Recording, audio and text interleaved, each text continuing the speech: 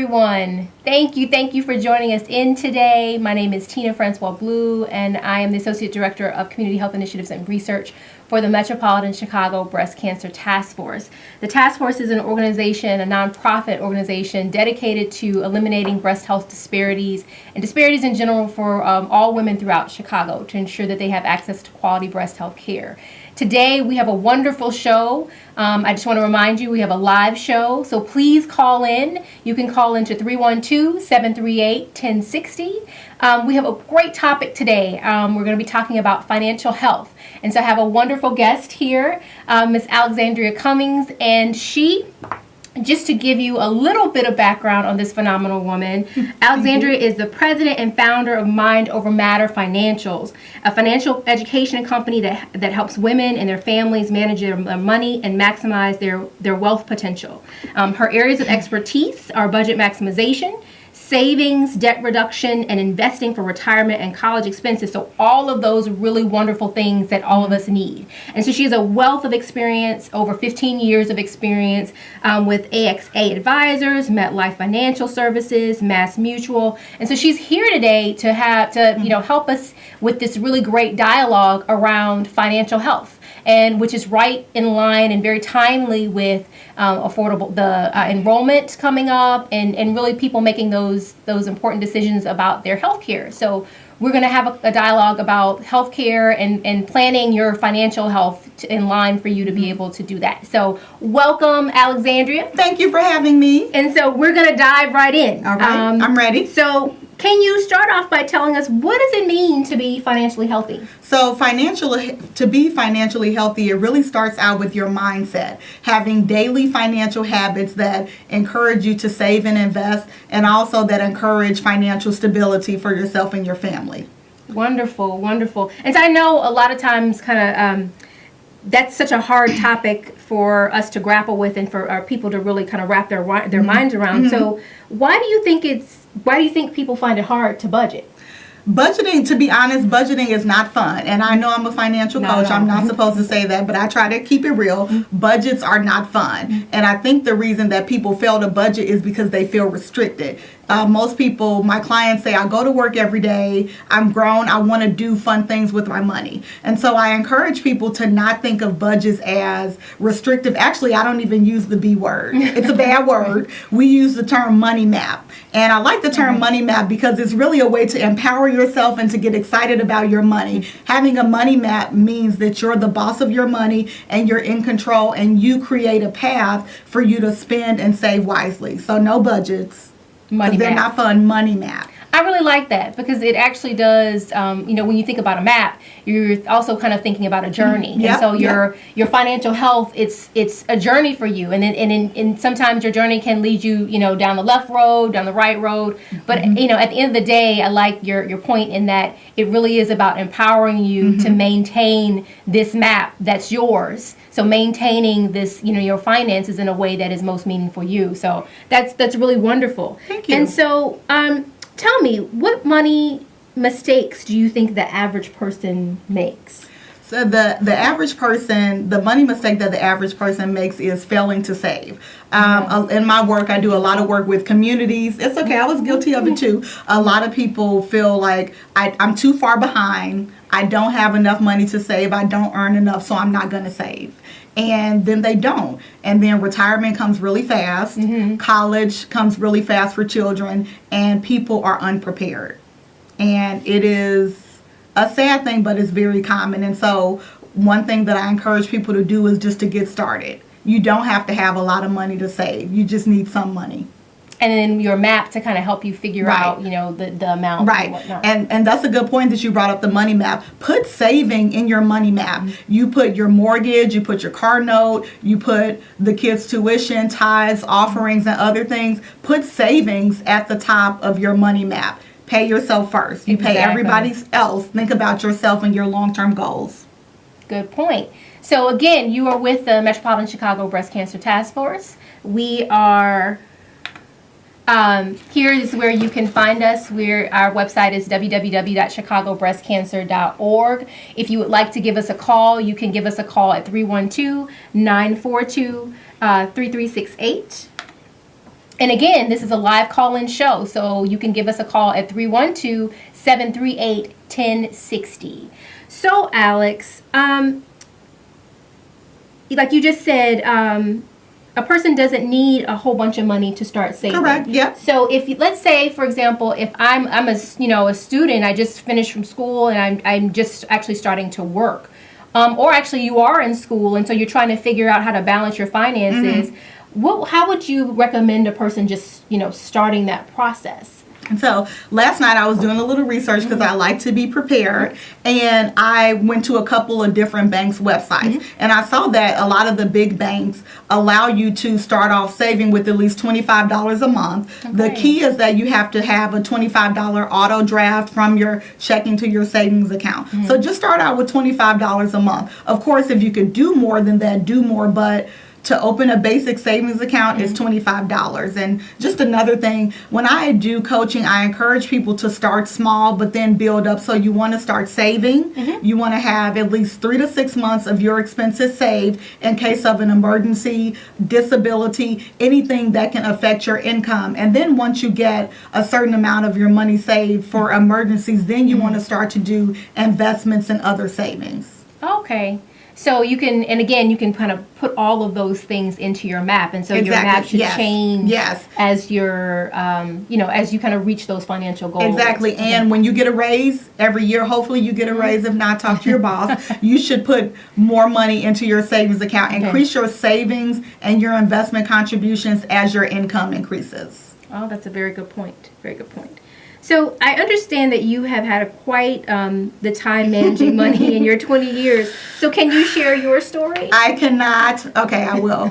So when I was in my 20s, I was a hot mess. That's probably the best way to put it. I don't know if that's politically correct, but it's very honest. I was a hot mess in my 20s. I was a financial advisor, and I would tell people what to do with their money and help them save and invest, but I didn't follow those principles on my own. And so as a result of that, I racked up about $10,000 or $15,000 in credit card debt, and it all came crashing down one day when I was sued by my credit card company.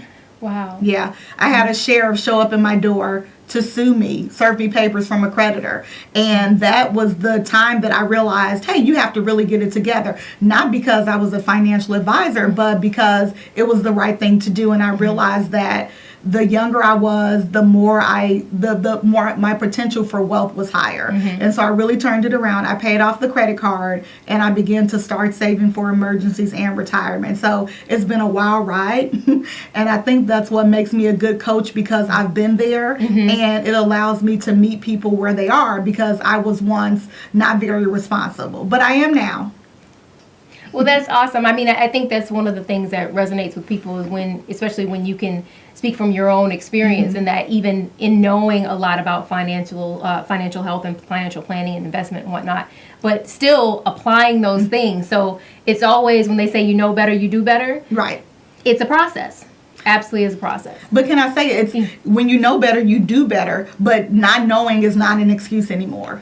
This is very true. Right? And in the spirit of keeping it real, there is so much information out there. There are nonprofit organizations that, like the Center for Economic Progress, the Chicago Urban League has economic empowerment programs. There are so many organizations that give away free advice for you and free tools and things like that. So it's really your responsibility to get out there and learn more. Maybe when we were younger, there was not so much financial information readily available and free, but it's out there. So and the internet is, I mean, you have a wealth of information. A wealth of information. There are sites that I use. You can go on like a money.com site or an investor website, or sign up to a newsletter so that you can get daily and easy to apply tips. Very good suggestions. And I think one of the really important things that you just said is that, at some point you just have to start. I mean, I know sometimes it's really hard to wrap your mind around, okay, well, what should I do first? And, I think, you've given a lot of really great advice and really great resources. And so at this point, if you guys would love to ask Alexandria some questions, please call in 312-738-1060. If you would like to reach out to the Metropolitan Breast Cancer, Chicago Breast Cancer Task Force, You can reach us. Our webpage is www.chicagobreastcancer.org. I think one of the very important things that we've been talking about again is just those resources and trying to figure out where do I start, where what resources are available to me so that you can get additional information. So please know that after this, it's a live stream now, but this taping will be available for you to go back to on YouTube. So that you can go to the CAN TV's website and look up their videos, their recordings for nonprofits, and you can actually look up this video. And you can also connect with us again at the task force, and we can point you to this as well, and we'll be able to point you back to Alexandria if you had specific questions. So would you like to share again your website and your phone number? Yes, my website is www.mindovermatterfinancial.com. Again, www.mindovermatterfinancial.com. You can also check me out on Facebook as Mind Over Matter Financial, and send me a tweet, Your Money Mentor. That's UR Money Mentor. UR MONEYMENTOR. Awesome. And so as we've been talking about students, young adults, all the way up across the lifespan, so your need to tweak your money map or kind of tweak your financial plans change. So what advice do you give to again young people in developing healthy financial habits? I think to get started saving. I have a niece that's 16 years old. She's such a sweetie pie, and she has her first job. And so I've been encouraging her to buy stock. Like, you have money, you don't have to use it on your expenses. Let's get you some stock. So even as a 16-year-old, I'm getting her in the habit of saving a portion of her income and investing some of it. And so if you're a young person with your first job, purchase an investment, put money in your savings account. I also encourage young people to start businesses. You don't have to be 21 to start a business. When I teach entrepreneurship classes to high school students, I talk to them about starting a business that sells school supplies. And you're right in the cafeteria if possible. Talk to your principal. Or having a healthy snack or candy stand. So again, save, start to invest, but also figure out a way to create a business so that you can pay your own college tuition. Why not? Right. That's a really important information. And just to kind of have a follow-up question to that. So I think, if people really find just the whole kind of developing their financial plan to be daunting, I personally can say that, the idea of investing is still somewhat daunting to me as well. So can you talk a little bit about like how you talk to your niece about figuring out, explaining to her what investments are and what stocks are? So the easiest way to figure out what to buy if you're ready to invest, and that's after you have emergency savings. You want to make sure that you have a baseline of money in a savings account in case the market goes down or you lose your money with any investment, right? And we know the market goes up and it's going to go down. Not a surprise. So have savings first. But then when you're ready, think about purchasing the stocks of companies that you support. So my niece likes a specific brand of gym shoes, so I talked to her about looking to see how much the stock costs. And so we've started a Google portfolio for her to just kind of go in and look at the stock performance and read up on it. Again, there's so much information out there and it's free. So start reading, do your research. You can sign into Google Finance every day or a website like CNN Money. And also you want to make sure that you have an opportunity to read up on it. You just don't want to buy the stock and put it away. You really want to monitor it. And also when you're doing investments, you want to pretend that money almost isn't there. When you're investing, it's for a long-term goal, the same as with savings. Gotcha. Very good point. And so as, older, mature adults that are kind of a different point in like their lives. Right. So how, what are some of the things, like let's say we're maybe further along in having our savings and working towards those emergency funds. What are some of the advice and what are some of the things that we should be thinking about kind of when you're at a different point? Potentially like if you have kids and you're trying to think about setting up college funds or whatnot for them. Well, one of the things that I recommend a lot of the time is purchasing life insurance. And in minority communities, it is not something as popular as it is in other communities. I remember having conversations with older people, and they were scared to talk about life insurance. Right, and I would implication. say, yeah, well, there's a guarantee that one day we're not going to be here, so let's plan for it. Right. I've seen so many family situations where someone has died and you have to take up a collection, or it's already a hard enough time to lose your loved one, but to not have the finances to do it. Very and true, people very true. do accounts like GoFundMe's, and it's okay, but you really want to have money beyond the funeral.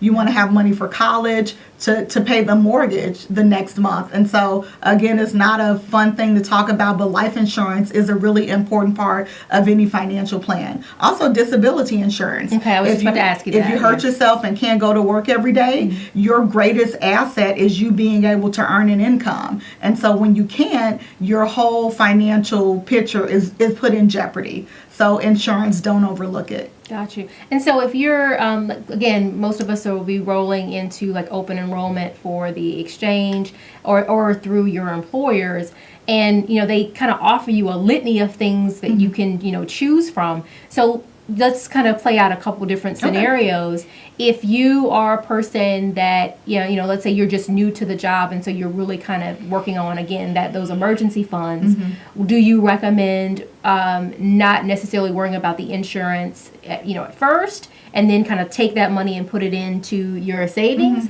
Or do you think it's better for you to kind of plan for all of those things at the same time, so to speak?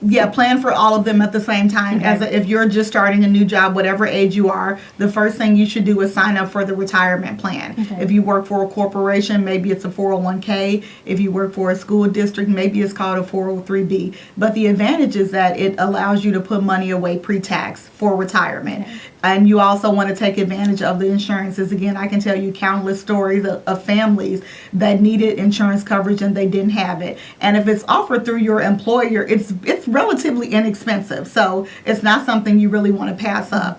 And you can also do your emergency savings outside of it. So you really have to figure out how much of my income do I have to set aside and invest. And so one thing my husband and I do is we have a money meeting every month. We sit down at our kitchen table, and even though I'm the coach, he's the one that calls the meeting. And so we sit down at our kitchen table and we really think about, okay, where are we as far as our long-term goals, our short-term goals? Where are we as far as the bills that need to be paid? And we sit down and we hash it out. And so you have a checkup every year, hopefully, with the doctor, or you go to the dentist every 6 months to get your teeth cleaned. You should set an appointment with yourself to really look at your money. That's a really good point. And so do you find, like, with some of your clients, that that's a challenge? Like, is that one of the challenges that just really, even if it is the conversation with yourself, or if it's a conversation with as a family, do you find that it's a challenge for them to sit down and have those really tough conversations? Because perhaps one person is the one who likes to go shopping and the other person is the one who is much more frugal. I think so. And I think people find it so hard to sit down and talk about money is because it's intimidating, right? Who wants to do it? Again, as I said about budgets, it's not fun. But we go back to that healthy money mindset. It's impossible for you to build wealth if you don't face what your money problems are. So you have to really sit down and do something fun or relaxing. I usually have a cup of coffee or a nice cup of tea, and we really sit down and maybe have some cookies and snacks. And no, it's not, it's not an adventure, but if you don't take the time to manage your finances, who else is going to do it? And we don't know what's going to be available to us 20, 30, 40 years from now, or even 15 years from now when we retire. You are responsible for your financial health and wealth. And so you can also, to make it fun, have an accountability partner. When women come through my coaching program, I talk to them about accountability. So the girlfriend that you're talking about